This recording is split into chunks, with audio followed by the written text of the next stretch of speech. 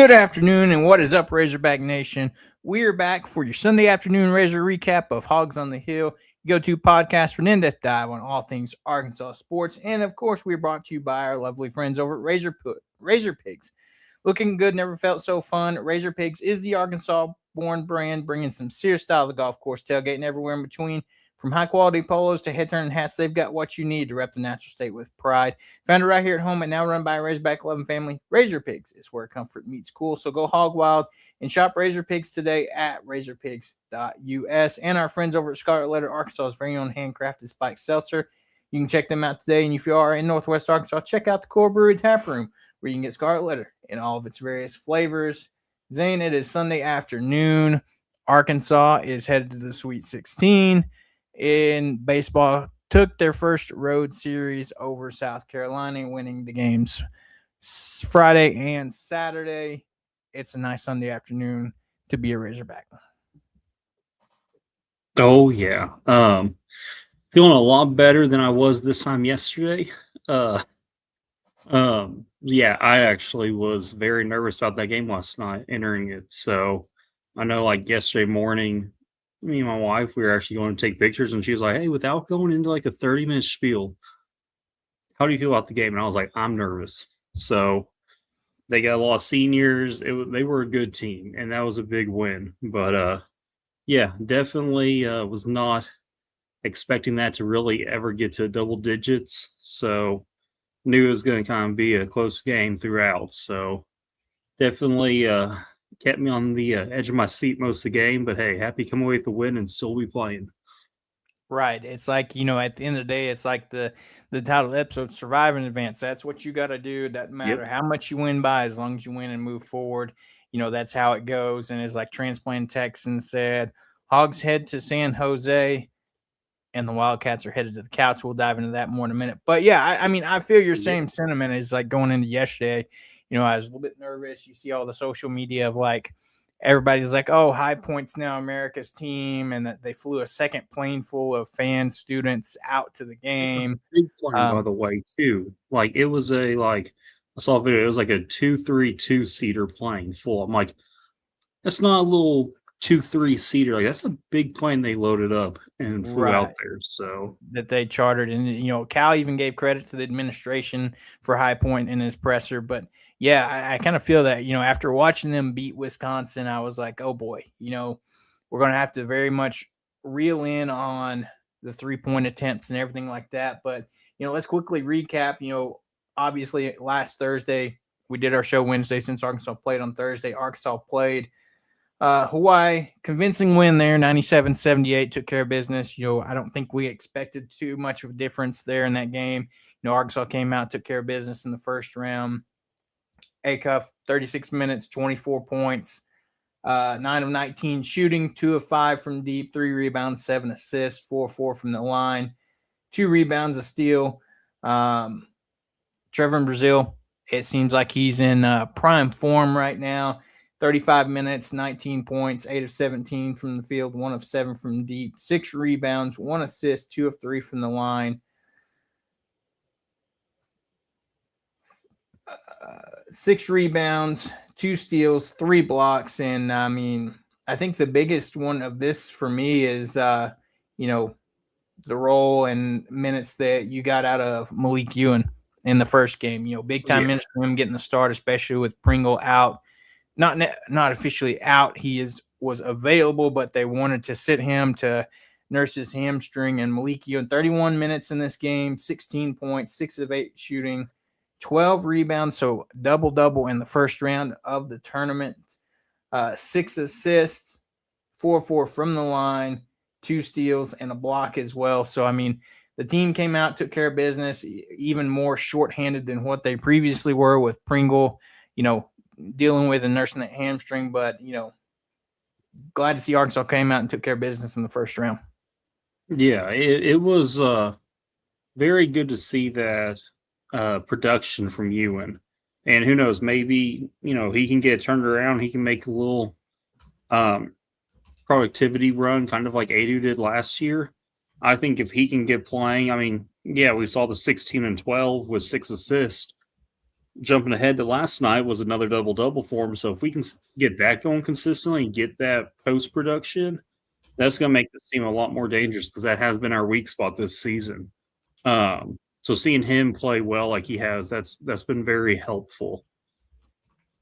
Yeah, I agree. And it's like, we've seen the flashes of him, especially at the beginning of the conference play. He came out, was playing well, went through a little tough stretch where he struggled a little bit. But, when you needed a guy to step up, next man up mentality, when, of course, you want to bring out Pringle to bring out the physicality initially. But like we've talked about all season, where you're like, well, maybe should we start Pringle? But then you keep starting or Ewan, and then you keep starting Pringle just to bring out the physicality. But, when Pringle's not available, Malik Ewan seemed to just level up his game. And, that was good to see. And even Malik Thomas, it seems like him and Acuff are starting to play, we know how well Acuff has been playing, but, it seems like Malik Thomas is hitting his stride, firing on all cylinders at the right time right now. We know he developed a little bit slower than what Acuff did this year. At least, he got it going middle of conference play, whereas, for the most part, Acuff has been doing his thing all year. But 34 minutes from Thomas, 21 points, 9 of 16 shooting, 1 of 5 from deep, 8 rebounds, 5 assists, 2 of 2 from the line, 2 steals and a block as well. So, all these guys seem to be clicking, and, that's what led to that double-digit win in the first round. Yeah, I mean, it's great to see. I mean, obviously, you said it perfectly. Like, Acuff was clicking on all cylinders from the get-go pretty much, and Malik did have that kind of a little bit of a period having to adjust and kind of get going. But now with him rolling as well, I mean, between the way Brazil's playing, Billy can attack off the dribble, Acuff being Acuff, Malik and Malik Ewan both playing the way they are of late. It's going to be a hard game to knock us out right now, and that's definitely exciting as a Hog fan. Right. But yeah, having Acuff and Malik Thomas play the way they are and feeding off of each other, it's not like, hey, just play one-on-one. Both of you, like, take turns with it. Like, they're both getting a good amount of assists. They're both contributing. They're both kind of doing everything on the team right now. And seeing them kind of just feed off each other it's very fun to watch. Right. I agree 100%. So, and then we moved to last night's game, a little bit different story. Not as a big win, but Arkansas still wins, and that's the key point. Like we said, survive and advance. Arkansas found a way to win, and that's what was needed as they took down High Point, the 12 seed, 94-88 in Portland in the late game last night. In this one where, maybe other guys didn't have as great of games. Acuff, 34 minutes, 36 points, 11 of 22 from the field, 3 of 6 from deep, shooting 50%, 1 rebound, 6 assists, 11 of 13 from the line, 1 steal. And, he continues to elevate his play. It seems it's like the lights get brighter and he just continues to play well and even better. Yeah. And like last night, that's where you need him to step up. Whereas you look at Brazil, contributed, had some big time shots and big time moments, but only gave you 8 points in the box score, but 34 minutes played, 3 of 6 shooting from the field, 2 of 4 from deep, 8 rebounds and 1 block. But he just, the way he's playing right now, even though he didn't have the best night last night, he's still going to garner that attention with just how well he plays. Yeah, and I think, pointing to that 1 block he had, it was kind of a tone setter on defense. It was a blocked 3-point shot out of bounds. And Right. so it's like, that was immediately like okay, so this is SEC athleticism. Here we go. So I think that was a big tone setter. I think that did kind of, forgot who it was he blocked, but there were a few times where they caught the ball and kind of hesitated for a second to pull a shot. And so, that might have been a role of it, or I don't know. But, just from the get-go, that explosiveness he had, we did have that little scare with him whenever he was pushed. I'm glad to see him come back in, obviously, and finish the game. But yeah, even though he didn't contribute much on the points, only 8, still 8 rebounds, 4 assists to add to that. That's just him doing what he can do to help in all assets of the game. 100%. And then, we mentioned it before, but in this game, Malik Ewan shows up yet again, gives you 36 minutes in this one, so play a little bit more.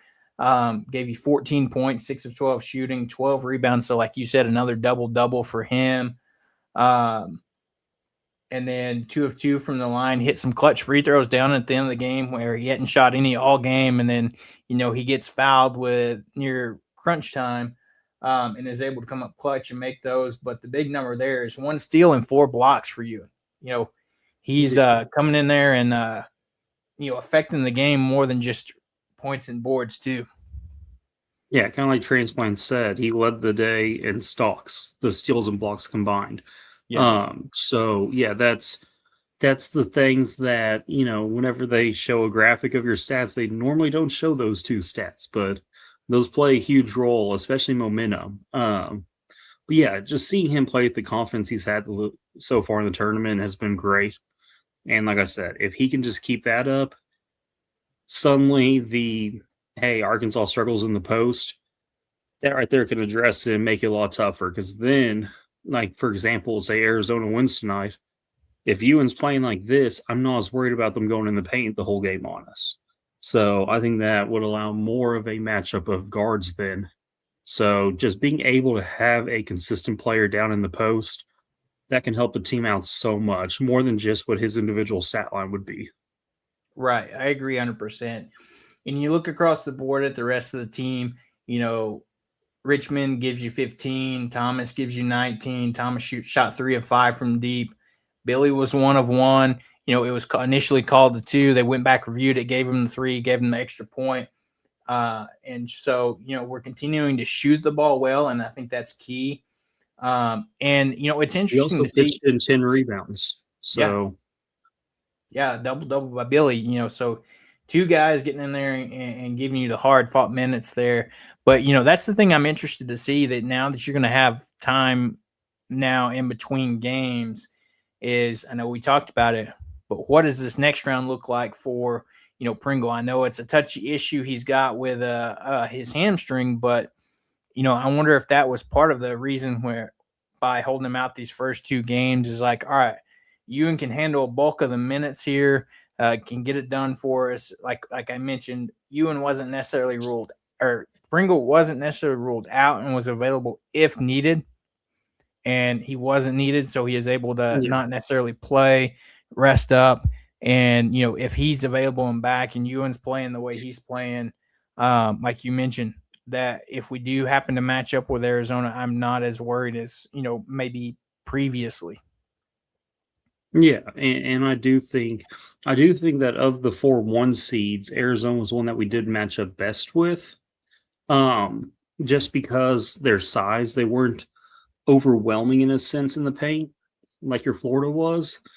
And now having this from you, and hey, even if you have Pringle able to come in for 8 to 10 minutes and just give Ewan a breather, and just, in all honesty, I feel like Pringle's best games have been when there wasn't a whole lot of pressure on him. So that's why part of me is almost like, you see what Ewan's doing as a starter, let him keep starting, let Pringle get the feel for the game and come in and see. Right. Because he's also so often Pringle's getting 2 fouls early. And so let him see how they're calling the game and all that, and then go in. That may help as well, but also keep Ewan rested for the end of the game. Do I think Ewan's going to be playing 36 minutes in Sweet 16? I don't think so. I think he'd be more 25 to 30. But hey, you know what? If coach ends up wanting to play much, I won't be opposed. So, right. Whatever coach does, I trust at this point. So, right. I agree. And if you quickly just look at the Arizona roster, and we're making an assumption here, that's who we're going to play. Size-wise, they don't necessarily just blow you out of water. A lot of 6'8" type guys.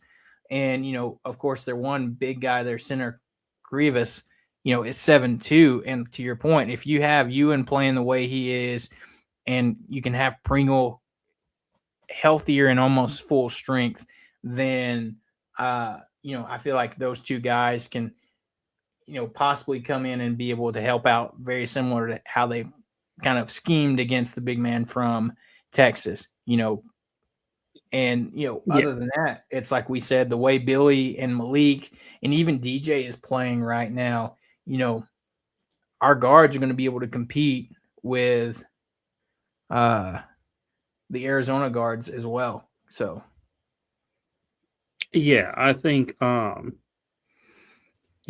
Pete's going to be a tough matchup. I do think that he's kind of a big mismatch in college basketball, but I feel like Brazil and Billy both have the build and ability to at least maybe not stop him, but at least limit and contain slow him him. down a little bit. Exactly. Let him get his, but let him not go off for however many. But that's going to be a big matchup. I feel like if it is Mhm. Arizona, I feel like that's one thing that we can really take advantage of is kind of their big mismatch guy. We have the size and athleticism to be able to at least somewhat match him. Um, so it'll be interesting for sure.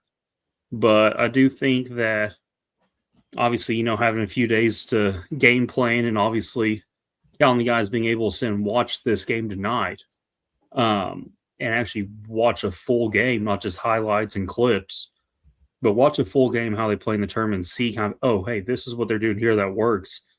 That's going to help a ton, and that's the benefit of playing the day before. So that's the benefit of playing, your Thursday, Saturday as opposed to the Friday, Sunday.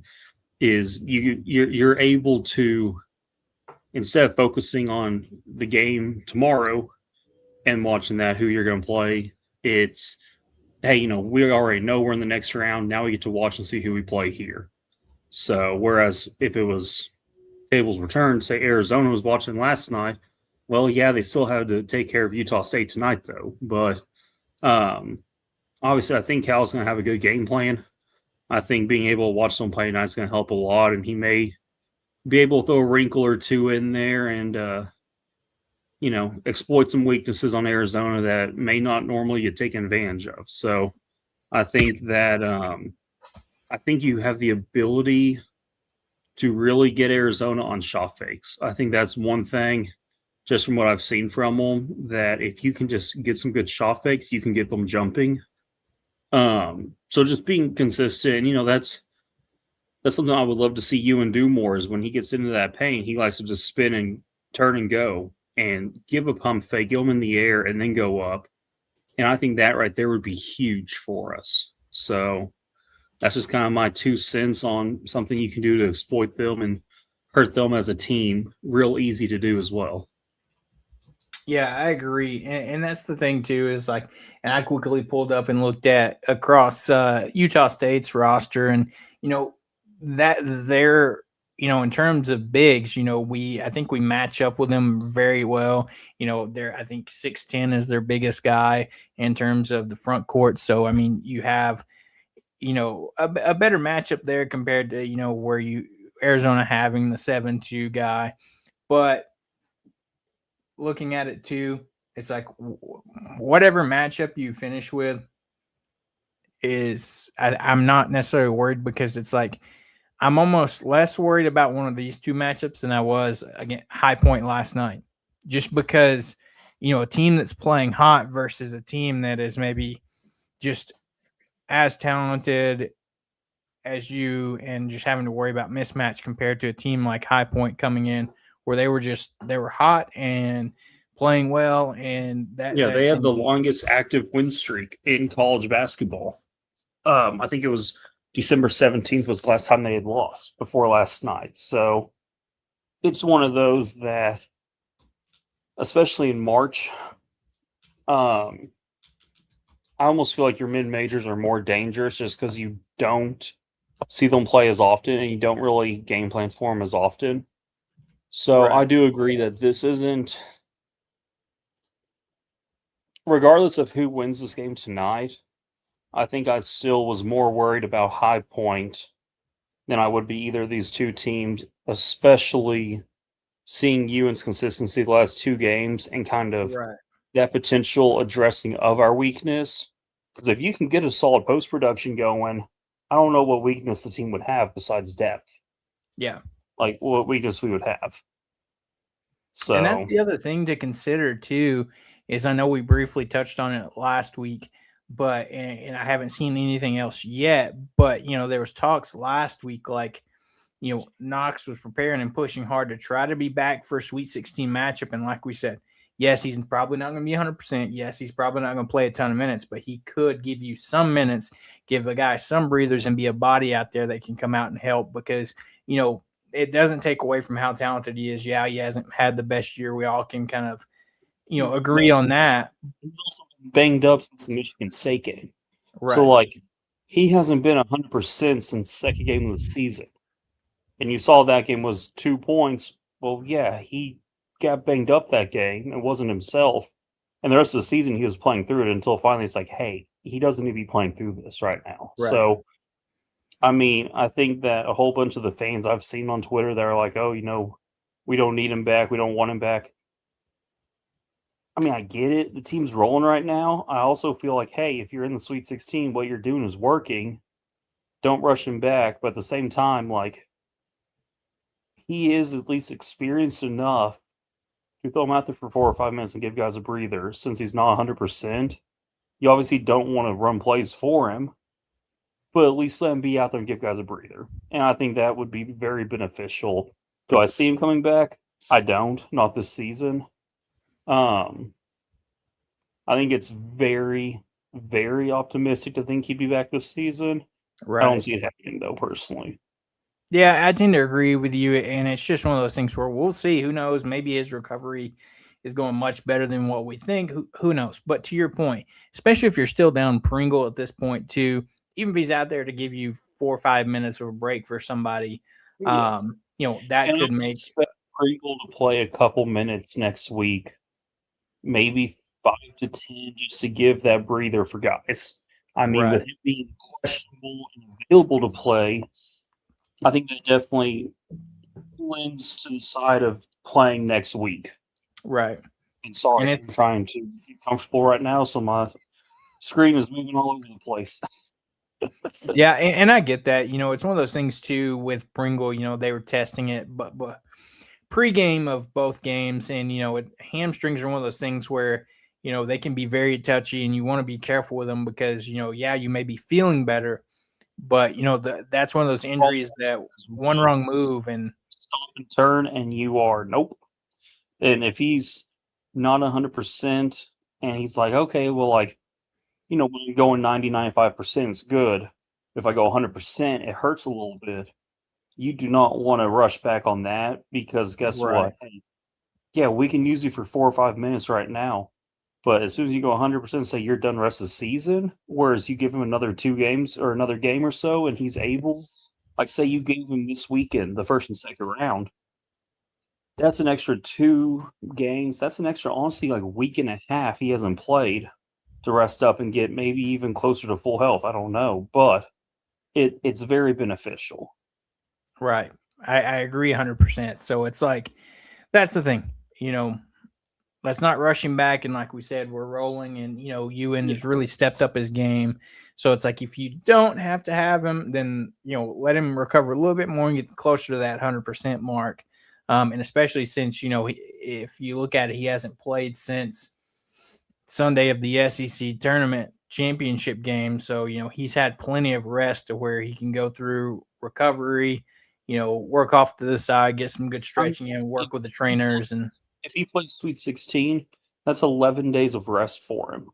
Or I guess technically 10 days of rest because he played Sunday. But, I mean, that's one where 10 days of rest in college basketball is very beneficial.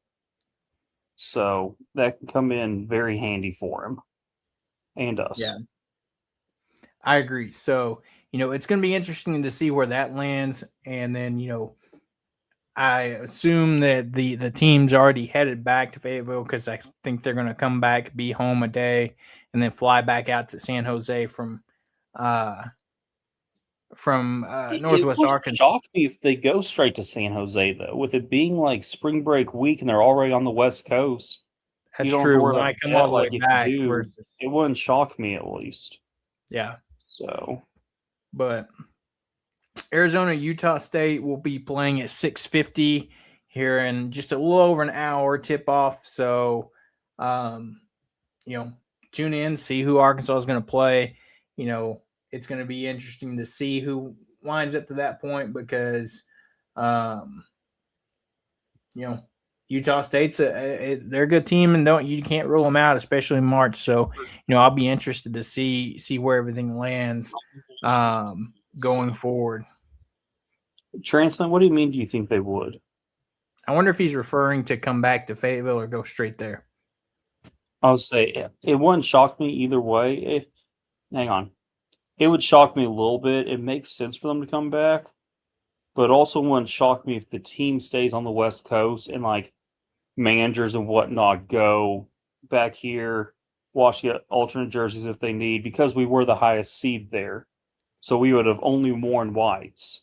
Right. Grab new jerseys, new uniforms, and come back. Wouldn't shock me at all if like some of them did that. Maybe some of the assistant coaches as well. Maybe But let the team stay because they're already players adjusted. themselves, because of the jet lag issue. Because I mean, you're going 2 time zones, like that's a decent amount. You probably have media stuff on Tuesday. You probably have a practice Wednesday. I mean, what? You come back today, you leave again tomorrow. So it's like you're here for a day. Is that worth the 2-hour time change and then back 2-hour time change? I almost think it just makes more sense since they're already out there on the West Coast just to stay out there. Agreed. So, surely after tonight's game, once we know the winner who we'll face, we get a time. And probably a late game. Yep. More than likely. But, it'll be interesting to see where that falls.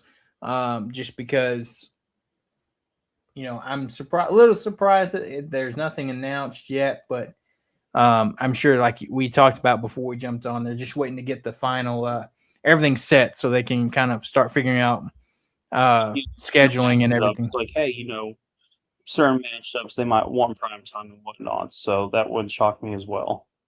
Right, because it's like Arizona, Arkansas, 1-4 seed versus where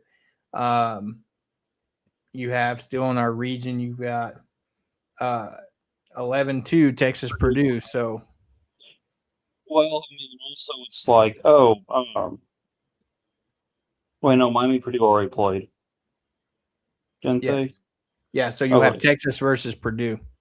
Fair enough. So, well, I mean, like, for example, though, if Miami and Purdue haven't played yet, hey, Purdue is, I believe, Central Time Zone. Miami's Eastern Time Zone. If Miami had won then, they were playing San Jose, they may want to move that game up to an earlier time slot for East Coast fans, so it's not 10 p.m. start time there. Right. Little things like that they look at, just, get the max viewership as possible and all that jazz. So they're probably just kind of figuring out all the logistics and what makes the most sense for which time slots based on who advances in their fan bases.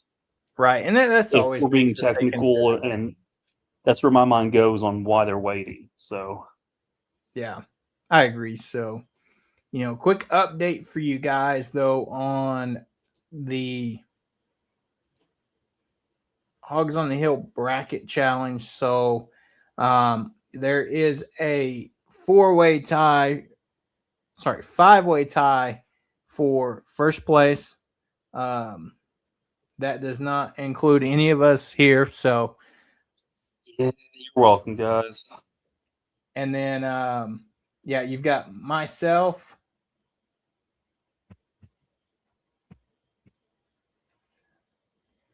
In a 7-way tie for 6th. You've got Razorback Hobbs in a 3-way tie for 18th. And then you got me. You're all the way at 27.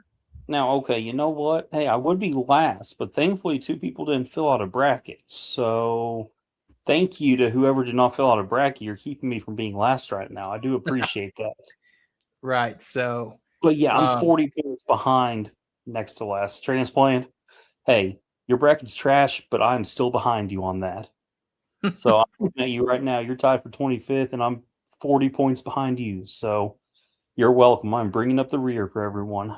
But out of the 5-way tie for first place, you've got 2 out of 5 have Michigan as their champs.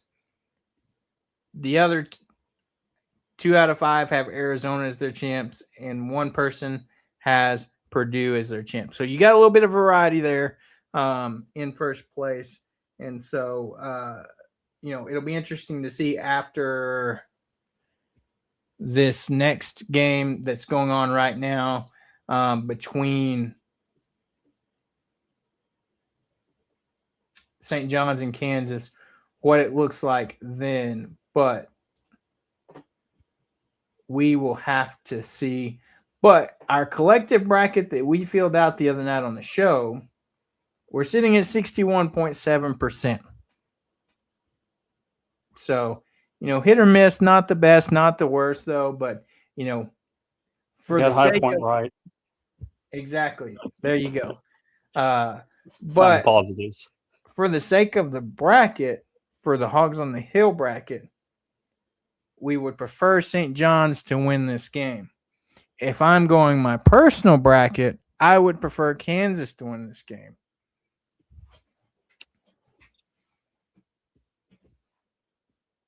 If we're going who knocks out Duke, because I hate Duke, I would rather St. John's win. Fair enough.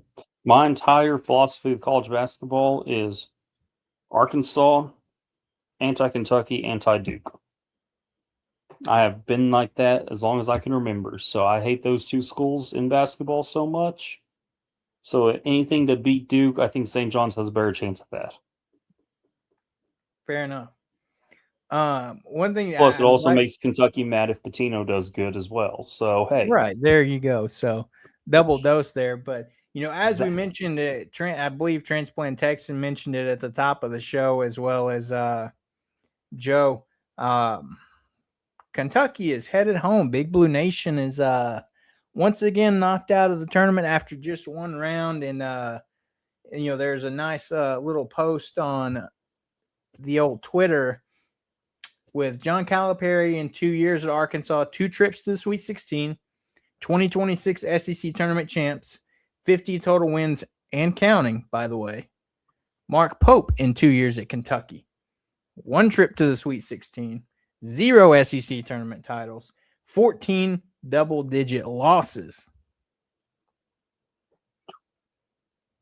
I mean, I can see it right now. Kentucky fans are going to say, oh, well, Arkansas would have lost if they played the 2 seed as well. But you know what? I did see them all complaining, oh, Arkansas got to play a 13 then a 12 seed. It's like, yeah, well, if you had a higher seed, maybe you would get to do that too. Matchup.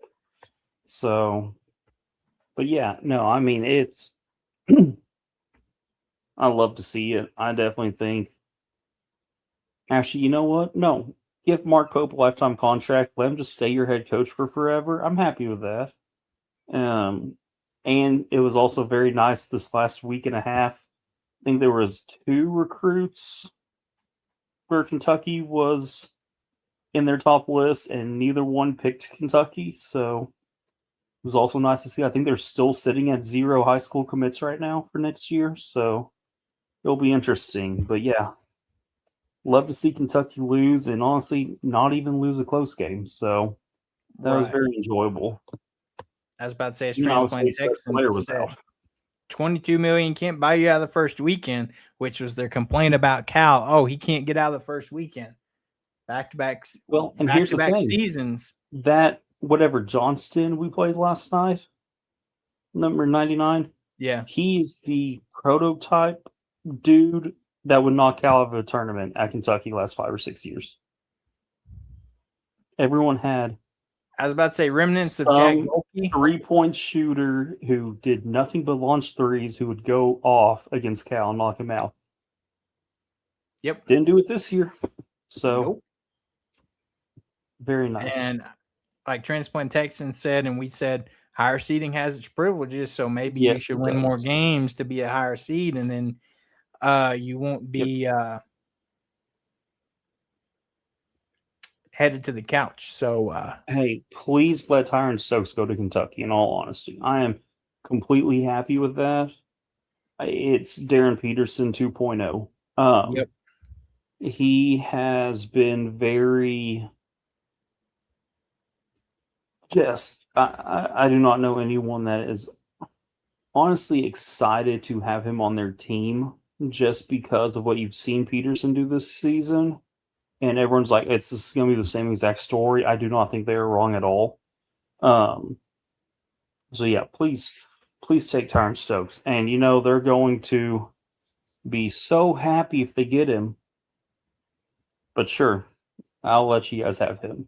I was about to say, deal with that headache and that mess too. So Yeah, um, that would be he is a cancer looking for a locker room, and that is just the best way to put it. And it is very much like just the way he even carries himself on visits. Like I saw when he was at Kansas for a visit a while back on a game and walked out. I was like, yeah, this guy just strikes me as a guy who's not going to do anything not or great just vibes. not going to be worth it.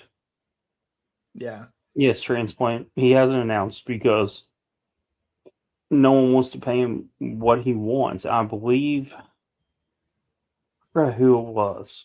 Was it Kansas maybe? Where it was like, it was kind of down to pretty much an agreement, and then he came back wanting extra however much. And I'm like, nope, nope. It's just like, yeah, you can't be doing that. Right. So So, another thing to note, after his games so far, Darius Acuff joins Derrick Rose and Chris Paul as the only freshman since 2004 with multiple NCAA tournament games with 20 points and 5 assists. So yeah. elite company there. Have you seen what he's done in the 5 postseason games so far in his career?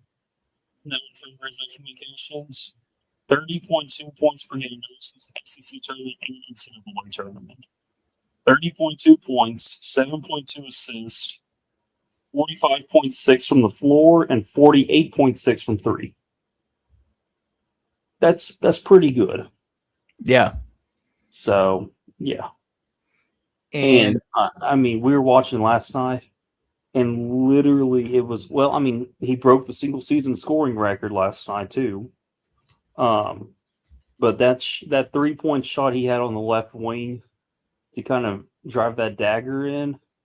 I literally, because I was watching with my parents, somebody I was like, that's like a stone cold killer shot right there, and just unfazed, and made it look 100%. And all he's doing is just making himself more money, getting himself. I don't want to say he's maxed out where he's going to be drafted on the draft boards, but he's really pushing hard. We know he's going to be top 10. I don't think he'll crack that top 4. I don't think he'll crack Boozer, DeBansa, Peterson, or Caleb Wilson. Now, Caleb Wilson with the thumb might be a question mark. That may open the door for Acuff. But I think realistically, Acuff is going to be 5 to 7, most likely 5 or 6. Yeah. In the draft. So quickly looking at Peterson, 28 points in his first game over Cal Baptist. Sure, that's expected.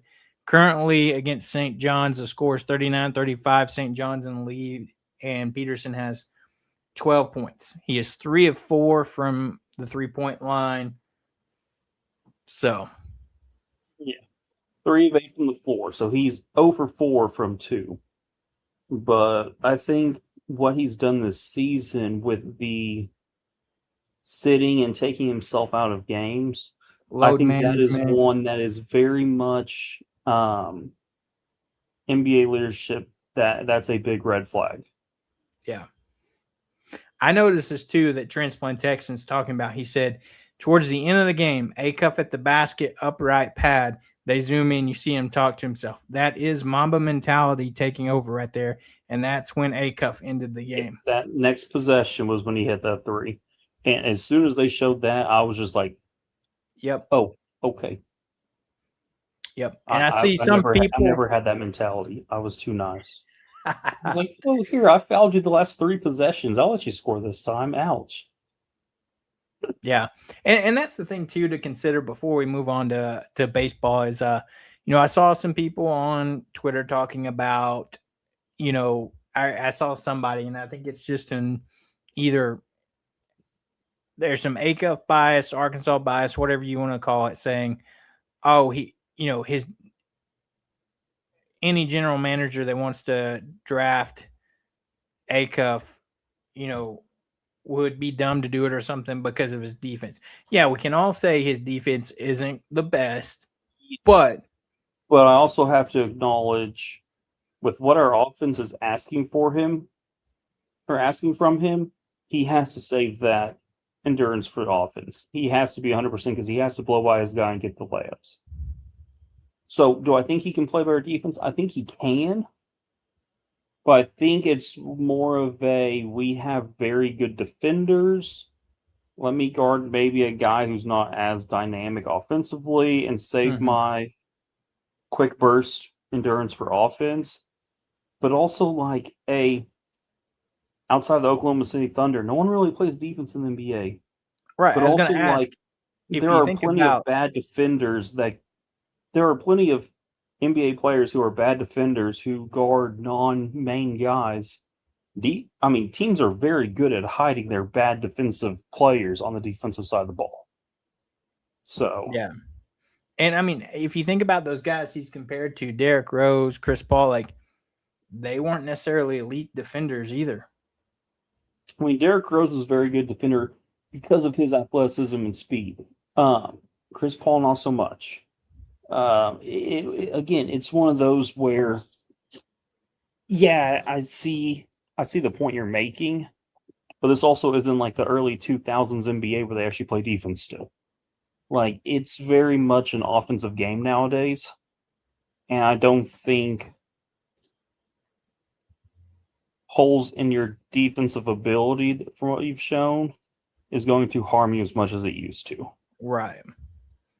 It's like And transplant agree, tech. transplant. It's not his role. His role is to facilitate the offense and strike. And go get buckets. And that's Yeah. what he has to save his conditioning and speed for. 100%. And I think we just got our question answered 3 minutes ago. The basketball account made it to Cali with a picture and some videos. So it seems like they went straight there. And more than likely, like you mentioned, either some assistant coaches, managers heading back to Fayetteville to wash laundry, or even going to go find somewhere in Cali to do it. They would not average 100 plus points a game if they play defense. Just saying. Right. 100%. So we'll stay tuned, see the results tonight for Arizona, Utah State, and then get an idea of what time Arkansas will play next Thursday, and then let you guys know. And depending on timing and everything, we'll let you know on what next week's show is going to look like, pending on start time for Arkansas and whoever they will be matched up with. As we move on, we are going to jump over to Arkansas baseball as they got the series win in Columbia this weekend, taking care of business Friday night, and a come from behind win yesterday to take the series. They unfortunately lost today, but it is baseball. That'll happen. And at the end of the day, it's like they say with college baseball, just win the series. Yeah, it would be great for a sweep, but if you can just win the series, that's what matters. Don't lose the series. I still blame Hawgs for the lack of offense yesterday and the loss today because he texted us during the Friday game, and because I've been keeping up with how the offense has compared to last season at this point in the season, and what was it he said? He goes, hang on. I'm going to need those offensive updated numbers when we get done with this weekend after we were killing them. He doesn't knock on wood or anything. So, Yep. I blame him for that comment because after that, our bats kind of died. So, yeah, just putting that out there. Blame Hobbs.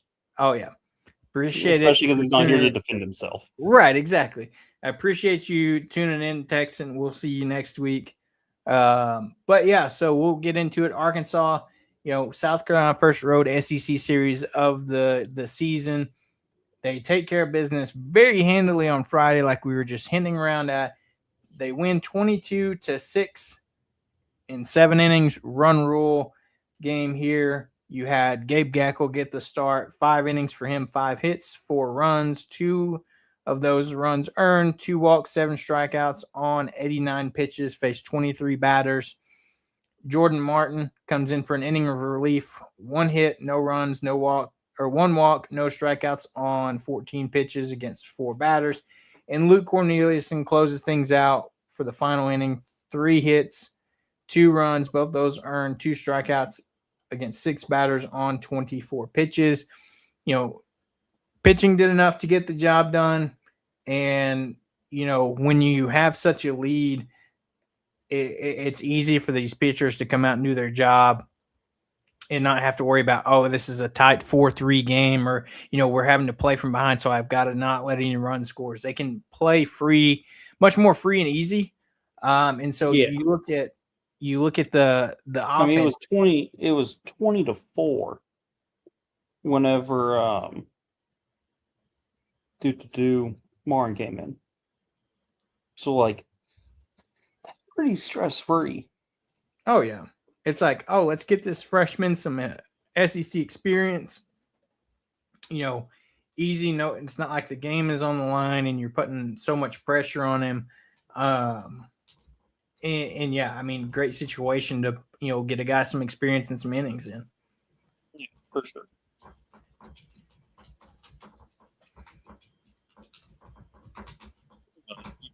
It was good to see. Just obviously it helps when there's not as much stress, but to see the pitching come out and do what they were doing was very good to see that first game. Oh, 100%. So obviously, you had the 1 inning where they scored some, but I mean, it's still totally fine. I think that at that point, you kind of knew the game was in hand, and that kind of took some pressure off of you. Obviously, don't want to get in a habit of, giving up runs like that. But with the way that game was playing, I think it was fine, and I don't think there was anything really to be too worried about watching that game. Yeah. And then offensively, it seemed like everybody was getting involved in this game. If you just go down your batting order, Damien Reese, 3 of 4, 3 runs scored, 3 RBIs, 2 walks. Camden Kojal, 3 hits, 3 of 4 at the plate, 3 runs, 3 RBIs, a walk as well.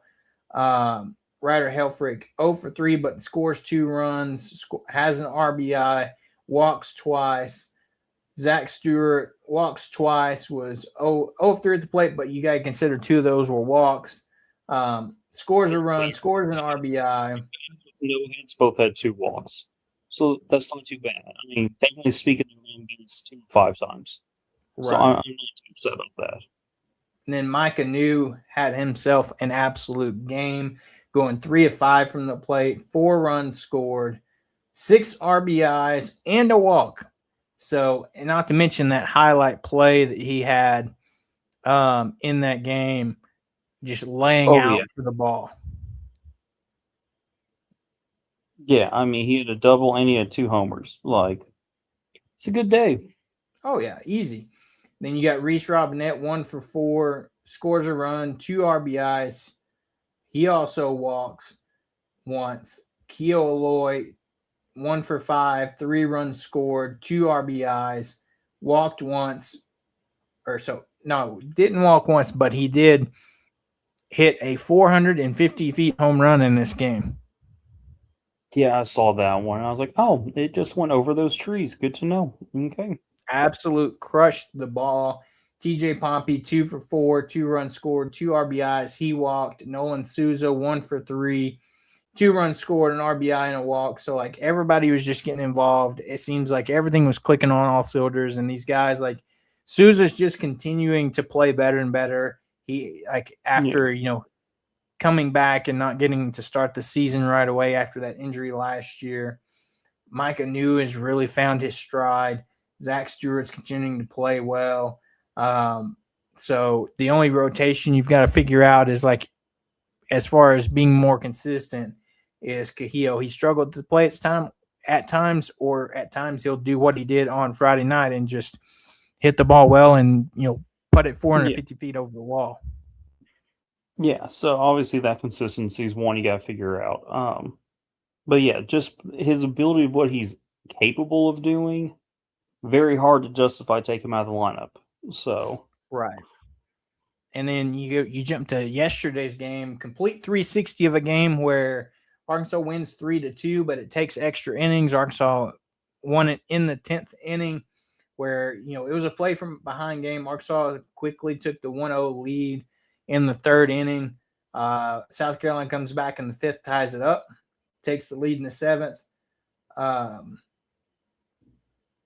And Arkansas gets a run in the 9th to push to extra innings, and then takes care of business in the 10th to get the win. Only 2 pitchers used in this game. Hunter Dietz, absolute dealing yesterday, 6 2/3 for him. 5 hits allowed, 2 runs. Both those runs earned, 2 walks. But the key number here, he had tied a career high in 12 strikeouts on 103 pitches. He was just absolutely lights out yesterday. Then you had Cole Gabler come in for the final 3 1/3. 2 hits allowed for him, 1 walk, 4 strikeouts on 46 pitches against 13 batters. Taking care of business, but absolute great outing from these 2 pitchers on Saturday.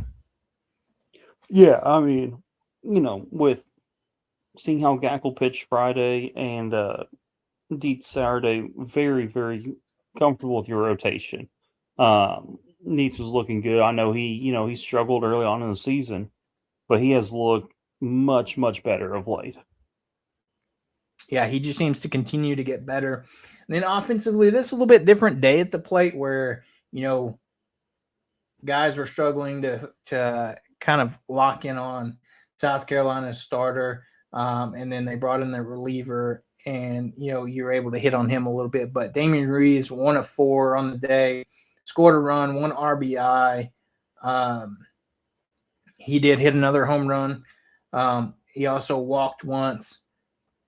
Camden Kojal, 1 for 4, scored an RBI. Ryder Helfrich, 0 for 2, but was walked 3 times. Zach Stewart really struggled to plate on Saturday, 0 for 5 there. Micah New, 1 for 4. Robinette, 0 for 3. Kahio, 0 for 4. TJ Pompey, 1 for 4. And Nolan Souza, 1 for 4. So, complete different opposite day at the plate. But, that's the thing about this team. I think when you have days like this and they still find a way to win, that's what you want. And, you want to be able to have more consistent at-bats through everything. But, there's going to be days where you struggle. And if you can just find a kind of scrape and claw and find a way to win, that's how tough teams are built for a run in the College World Series. Yeah, and that's one of those that, hey, it's obviously not the same type of game as Friday, but still able to kind of grind it out and find that win. It's still very good, especially with, the pitching that we have is able to almost always give us a chance. Because we got some talent in that bullpen as well as our starters. So, you feel like you're never really out of a game just because you also have the big play ability with the bats.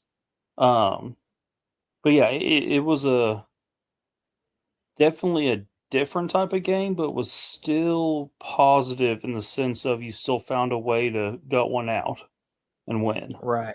And obviously, Agreed. you won the series, so that's even better.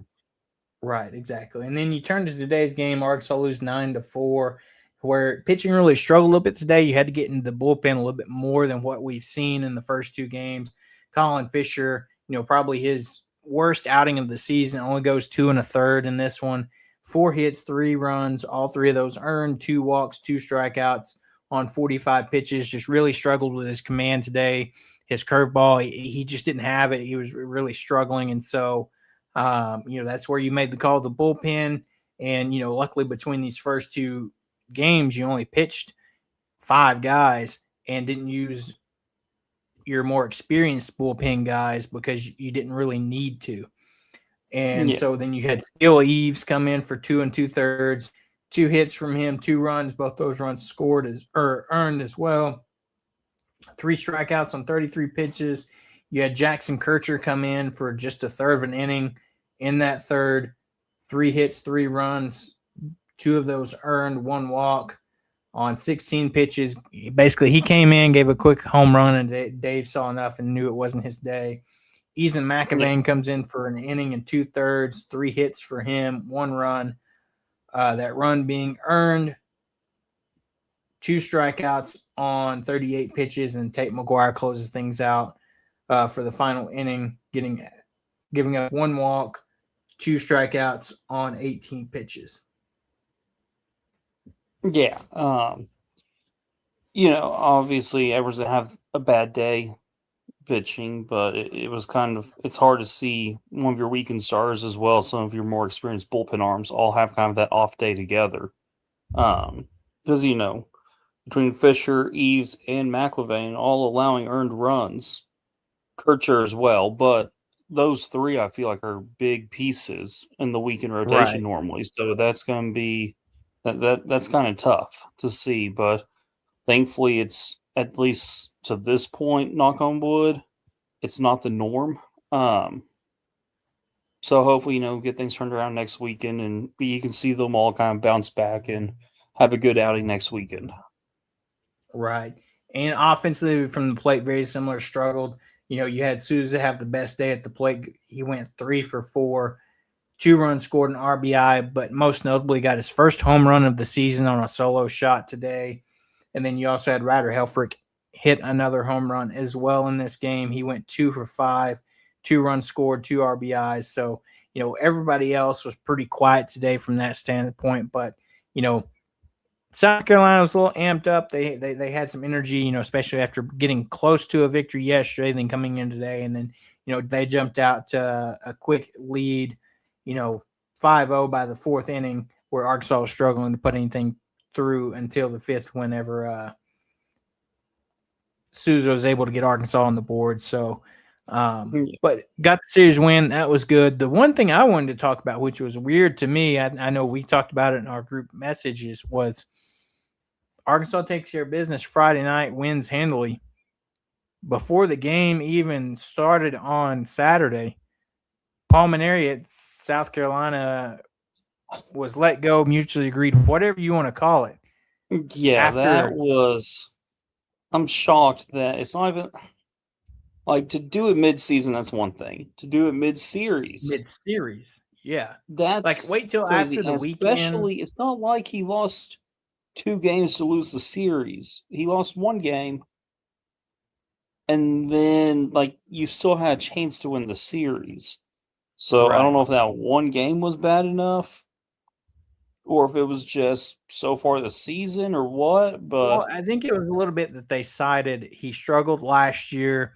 They were about 500 this year, and I think that might have been, figuratively the straw that broke the camel's back of they just got beat pretty bad. Yes, he's a legendary coach, did really well at LSU, then came out of retirement and came to South Carolina. But, sometimes this may be one of those aspects where maybe you don't come out of retirement and you stay retired as, with a legacy head coach you had at LSU. Yeah, but that's going to the South Carolina stop is going to ruin his legacy. Not ruin. It's going to damage his legacy, though. You got a little blemish there now that you came out of retirement and then did not have success at a different school. Yeah. But at the end of the day, like we said, win the series, took care of business, and that's what matters at the end of the day. Arkansas softball swept their series this weekend. They had a non-conference series against UConn at home where they won 12-4, 10-2, and 9-4 today. Took care of business. They're sitting on the season very nicely in terms of record in general, but also conference record. So they're 27-4, 3-3 in conference. Had a break from conference play this weekend. They'll get started next weekend at home facing Florida. Just like Arkansas baseball, will have Florida coming to town for next weekend as well. Yeah. Softball will have one midweek game at UCA this week. And then baseball, you're looking at a midweek against UCA here on Tuesday, and then Florida series starting on Friday, which it will be Norm DeBryan weekend for that Florida series. So Friday they're doing Norm DeBryan Legends Weekend, Norm Night, Hall of Fame, first 1,000 fans get a pin. Yeah. Saturday, Legends poster, and then on Sunday it is the baseball card pack number 2 for the first 1,000 fans. Okay. I would also be on the lookout for, I know they teased it before the season. I'm sure they're going to be doing something with a Norm DeBryan jersey this weekend if I had to bet, because they will be wearing it. Okay. So keep an eye out for that, but games will be 6 o'clock on Friday, 1 o'clock on Saturday, and noon on Sunday. Okay. So, and then on social media, we put out yesterday, had the opportunity to go and cover a little bit of the SEC Gymnastics Championship in Tulsa at the BOK Center. Not the greatest outing for the Razorbacks as they finished about where they were seated in the tournament at 6th, which the shocker for me was you had Florida win the SEC Championship, the tournament championship, edging out Oklahoma, who won the regular season title. So now all we're waiting for is for them to announce, I think they call it group meets. It's like their basically version of the NCAA tournaments, where different schools will host and you'll travel, and it's very similar type of thing. So we will wait for that to be announced and see if and where Arkansas will be headed. So gymnastics regionals will start Friday, April 3rd. We can either be in Baton Rouge, Corvallis, Lexington, or Tempe, Arizona. Okay. I've seen projections that we might end up in Lexington, but we'll have to see. Okie dokie. But yeah, with that, the biggest thing is let's see who we're going to play after games tonight, and it'll be another busy week of softball, NCAA tournament for basketball, baseball getting a big time Florida series here, and softball playing Florida as well. So we'll get ready to wrap up here. As always, don't forget to like and subscribe to the show on Apple Podcasts, YouTube, and Spotify. On YouTube, especially hit that like and subscribe button way. That way you don't miss any time we go live, whether it's breaking news or our regular show. As Transplant Texan said, he's had to jump and go, but like and subscribe, good show. We always appreciate you guys jumping in here with us. So, but as we get ready to wrap up, you want to say the words, Zane? Woo pig always. Exactly. And so with that, we'll get ready to wrap up here.